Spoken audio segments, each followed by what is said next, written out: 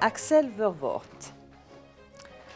En ces temps incertains, je suis particulièrement heureuse de pouvoir vous retrouver en petit comité, mais en chair et en os, et pas de manière virtuelle, pour rendre hommage à votre parcours, marqué par les valeurs d'excellence, de culture et de partage. C'est un très grand privilège de pouvoir le faire dans ce lieu extraordinaire, qui est le fief de la famille Vervoort, que vous avez restauré avec la passion et l'élégance qui sont votre signature personnelle. Vous êtes né près d'Anvers, à Welrijk. Oui. Bon.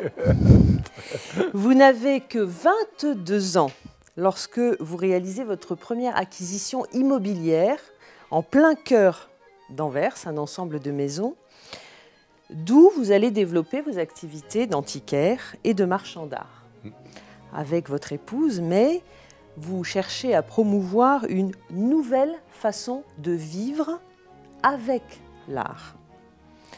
Le voyageur et marchand français Nicolas Landau est alors, d'après ce que vous nous dites, votre maître, votre mentor en matière de goût.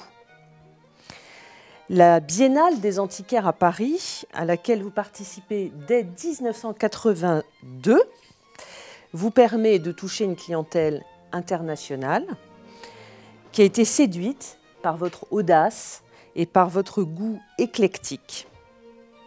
Après Paris, Venise occupe également une place importante dans votre parcours international en tant que curateur, cette fois.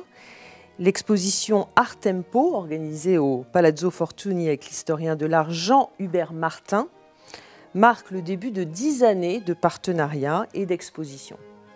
Près de 300 œuvres de votre collection et de celles des musées vénitiens questionnaient le rapport au temps, de l'art au temps, avec de très très grands artistes comme Francis Bacon, Andy Warhol. Mais c'est Anvers qui reste votre port d'ancrage. Et il y a plus de 40 ans, vous y avez fondé une entreprise familiale, la société Axel Vervoort, spécialisée en art et en antiquité. Cette entreprise, dont vos fils Boris et Dick poursuivent aujourd'hui le rayonnement, a acquis une renommée mondiale. Designer, architecte d'intérieur, historien, restaurateur. En tout, c'est près de 100 personnes, plus de 100 personnes qui y travaillent au service de l'esthétique et du raffinement. Dans le même esprit, votre fils Boris a ouvert en 2011 une galerie consacrée à l'art contemporain qui se trouve dans la maison même où tout a commencé pour vous, donc au cœur de la ville d'Anvers, comme si vous souhaitiez boucler la boucle en quelque sorte et surtout ne pas oublier vos débuts. Bien sûr, il est impossible d'évoquer votre parcours sans parler de votre passion de collectionneur. Canal, site industriel où le siège de votre entreprise s'est installé, le long du canal Albert, abrite désormais la fondation Axel et May Vervoort, qui a pour mission de protéger et de valoriser votre collection d'œuvres d'art. Vous m'y aviez très gentiment accueillis, tous les deux, il y a quelques mois. Ça paraît très lointain parce que c'était avant, c'était le monde d'avant, c'était avant l'épidémie. Et j'avais été, je dois dire, éblouie par ce que j'y avais vu. Parce que Canal est à l'image de votre parcours et de votre personnalité, c'est-à-dire on y trouve des bureaux, des salles d'exposition qui côtoient du mobilier ancien, des créations contemporaines uniques, et ça va du mouvement d'avant-garde japonais Gutai jusqu'à James Turrell, donc c'est extrêmement éclectique. Cher Axel, permettez-moi de vous appeler Axel, l'érudition et la sensibilité qui sont les vôtres, l'exercice d'un œil aiguisé par la fréquentation au plus près de très grandes œuvres d'art, vous ont permis à plusieurs reprises de découvrir ou de redécouvrir en fait des œuvres que l'on croyait perdues. En particulier, je pense à un ensemble de boiseries achetées près de Cologne à un marchand allemand qui était pour vous un vrai coup de cœur, et vous avez suivi votre intuition, et en fait, on s'est rendu compte, quand on a pu l'identifier, de leur origine véritable, c'est-à-dire des boiseries qui avaient été réalisées après les dessins de Claude-Nicolas Ledoux, et qui étaient les seuls vestiges restants donc, du salon de la maison Austen à Paris, qui est aujourd'hui malheureusement détruite. Donc ces boiseries d'une très grande valeur historique et esthétique, finalement, ont été acquises à Los Angeles, donc vous n'en êtes plus propriétaire, mais c'est bien vous, comme on dit, vous savez, des archéologues hein, qui avaient découvert, en quelque sorte, redécouvert ces œuvres. Je me sens comme un ramasseur de pierres qui veut donner la meilleure place aux choses. Ma vision du monde définit ce que je fais. Mon regard fait tout. Ma tâche consiste à éliminer le superflu pour révéler l'essence des choses, donner aux objets une meilleure place et créer des espaces qui rendent les gens heureux. Voilà, ce sont vos propres paroles, vos propres mots, vous les reconnaissez. Et je pense que ce sont des paroles qui vous définissent parfaitement et qui définissent votre démarche depuis donc ses débuts au cœur d'Anvers. Pour toutes ces raisons, le gouvernement français a souhaité vous honorer et il me revient ce soir de le faire en son nom. Alors, je vais procéder.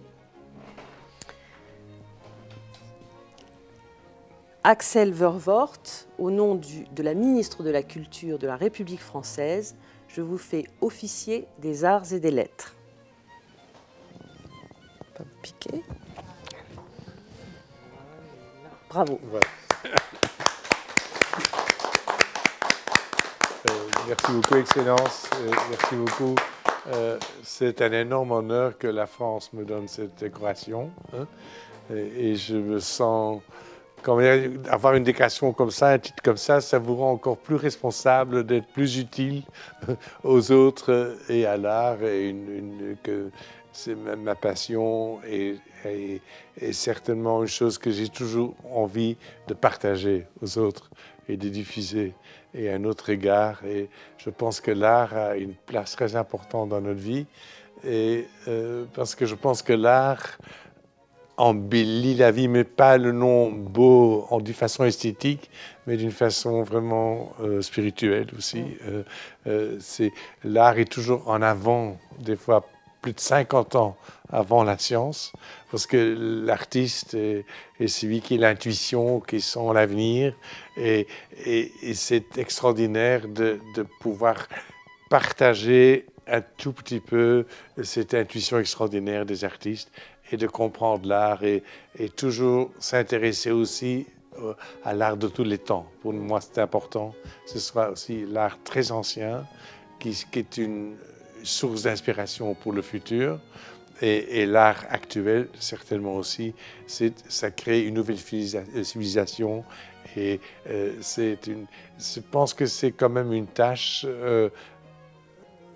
importante, hein, de comprendre l'art et d'essayer de le faire comprendre aux autres.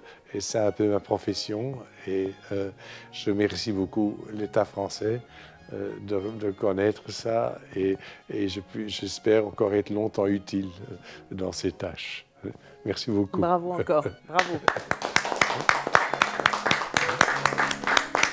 Merci beaucoup. Voilà.